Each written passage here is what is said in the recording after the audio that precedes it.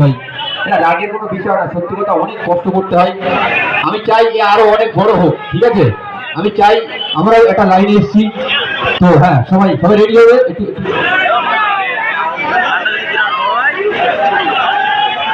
ওই ফোনটা কোথায়, আগের ফোনটা কোথায়?